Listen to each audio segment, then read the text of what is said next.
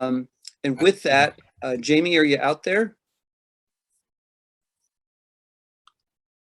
Yes, I'm here. There she is.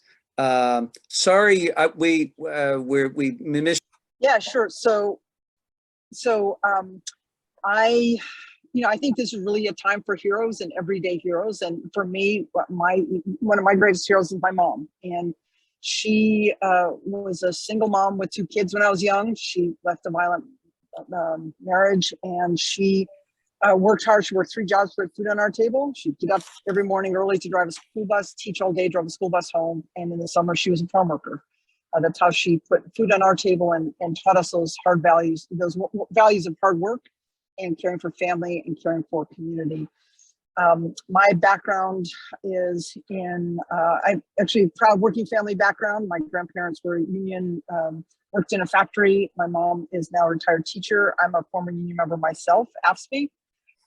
And my training is in engineering, planning, and also got a law degree focused on natural resource law from the U of O. If anyone is, I know it's like dangerous territory to talk about being a duck in Lynn County, it's a little bit closer to OSU, but let me just, okay. They don't have a law school at OSU. But I began my public service over in Bosnia and Kosovo. I worked for a humanitarian organization because it came out as a young adult. As I say, in rural areas, that's how God made me, and God doesn't make mistakes. And it wasn't an option back then for the military service, so I work for a humanitarian organization helping to rebuild communities. And that's pretty much what I've done all my life, whether it's physically rebuilding schools and hospitals in war-torn Bosnia, whether it was last year helping to rebuild the fire damaged community in Southern Oregon, which was right down the road from where I finished high school. Talent lost a third of its homes and businesses in the 2020 wildfire. Shame. And so helping the city get back on its feet and people rebuild their lives, essentially. That's the time we're in. We're in this challenging time where we've got working families who are struggling so hard on the basics, cost of living, high, the economy, and Democrats in Congress have taken a step forward. Really proud of those efforts, but we've got still other work to do to drive down prescription drug prices, get our economy back on track with supply chain issues and some other economic development pieces.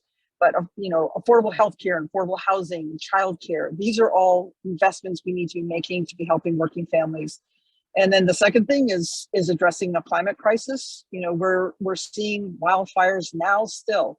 And so everything from helping people prepare, that's part of what I do now for the state, help in emergency preparation, also help the emergency response, but making sure we're on getting ourselves off this dangerous trajectory of climate change that we are helping to create.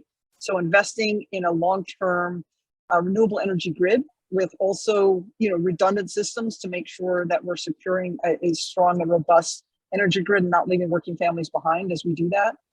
And then the other big thing is protecting our democracy and our fundamental rights. So, I'm up against someone who's an election denier. We saw with January 6th just how dangerous that can be. Protecting our fundamental rights, including right to our fundamental personal freedoms, including the right to choose when to start a family and reproductive rights. And I'm running against someone who's anti-choice.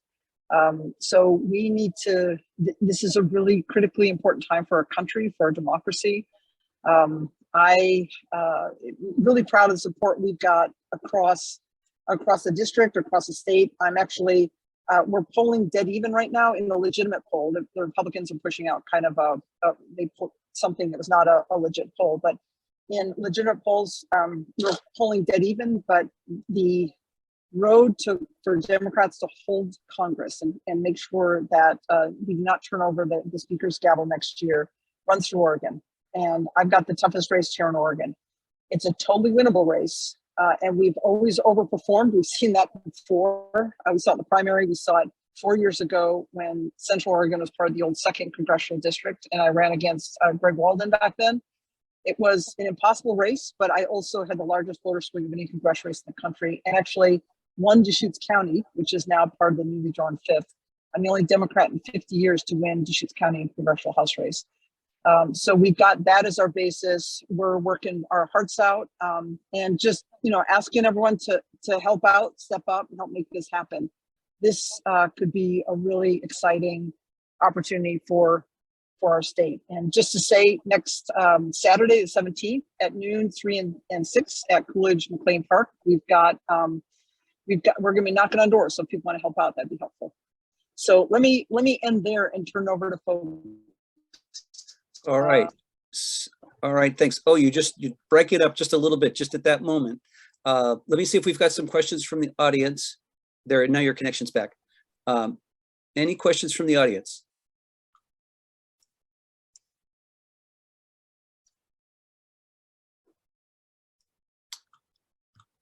Well, I have one. How do you feel about a carbon tax? So we need to use all sorts of tools to reduce the impacts, to address climate change. A carbon tax is one way to do that, but that's also, we need a bunch of tools in our tool belts, because what we're doing with that is we're just allowing wealthy people to pollute and wealthy corporations to pollute. And so I think adding that cost and including that cost is a way to reduce the impacts and disincentivize. But we also need to make sure that as we're looking at taxing systems, that we're not creating regressive taxes. So, think about, my wife and I live in Central Oregon, a rural area. If you're in an urban area, if you're in the metro area, let's say you're, in downtown Portland, you can jump on your bike and go to the store. A lot of families in Central Oregon cannot do that. And so we need to make sure that we're putting measures in place that have the net impact we want to have, but also that do not disproportionately impact certain communities in certain regions. And so that's part of the mindfulness. So that's why I think, again, that we need a full tool belt of options and strategies. And then also, there may be, in moving forward, something like a carbon tax, that we see if there's some either sectors or some areas or some that we create different levels so that we don't have those disproportionate impacts. I mean, that becomes part of that urban-rural divide. Right. Mary Ann. Hi, Jamie. It's good to have you with us. One of the things we've got this whole thing going with Manchin's dirty agreement with funding fossil fuel stuff. As well as he's not the only one. There's so many other people who basically are bought and paid for by the fossil fuel companies. What do you think about the idea of whatever money they want to give to the fossil fuel companies, that we instead give it back to the people to go buy electric cars so they don't need fossil fuels? And heating systems in their homes that will work, that they don't need fossil fuels. It's like, let's do a replacement trade around. Yeah, I think the reinvesting of those resources is a really good idea. And that it also helps make the argument for why, we take that money and reinvest it back in solutions. Part of those solutions also include R&D, research and development, to address and create solutions for the solutions we don't currently have. One of the things to keep in mind, so electric vehicles are great. We also need to be looking beyond the passenger vehicles to, this is an issue. I was talking to someone who's in the trucking industry, and they were saying, look, that's easy for you guys to say, but in terms of the loads we have to carry, we don't yet have that technology in place. So we need to be investing in coming up with that type of technology.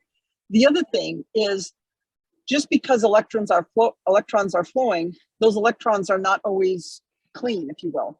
And so how are we investing in a renewable energy grid that also has redundant systems? I mean, we'll have transition fuels that we will need to, as much as the sense of like wanting to switch over, and we have to move very aggressively and very rapidly. You can't simply flick a switch and go from one to the other. We have redundant systems. We just have to reduce the amount and clean systems so that we can make sure that we have the energy, we're keeping a complete energy grid. So that's part of having electric vehicles important, but we also have to have a sustainable energy grid so that the electrons flowing are cleaner electrons, if you will. And I say this because back when I served on a city council, the city I was in had its own power utility. And part of that effort was we actually bought some of the power and wind energy from the northern part, from the Columbia Gorge area. But that sense of understanding of how the grid works and how we feed into the grid and how we make sure that we're maximizing and increasing the renewable energy that goes into the grid is really important. So I think it's important to be looking at individual solutions like electric vehicles, but also that big picture perspective of where do those electrons come from and how do we make sure those electrons are as clean as they can be so that we don't have those negative impacts. And that's the problem of having a really geeky person who has done some of this work on the ground answer a question, because it's not going to be a simple yes or no answer. It's going to start getting used to the policy stuff. But I love the policy stuff. And excuse me for being a geek. I'm an engineer and a planner and an attorney all in one, and it's sometimes painful. Ask my wife.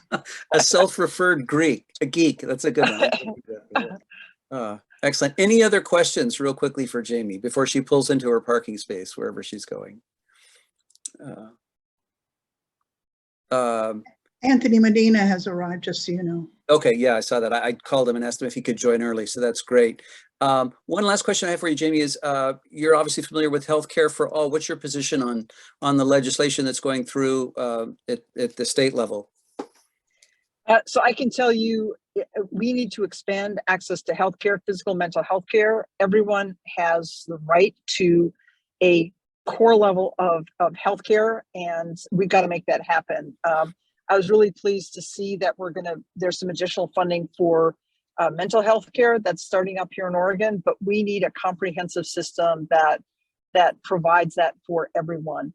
That's going to help drive costs down. That's going to help make sure for small businesses, that's going to help drive costs down for emergency response services that we see.